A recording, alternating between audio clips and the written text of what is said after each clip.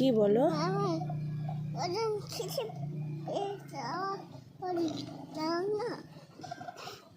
কি লজেন খেতে ইচ্ছে করছে? তো তুমি পেটে দেখাচ্ছ কেন? পেটে কি হয়েছে?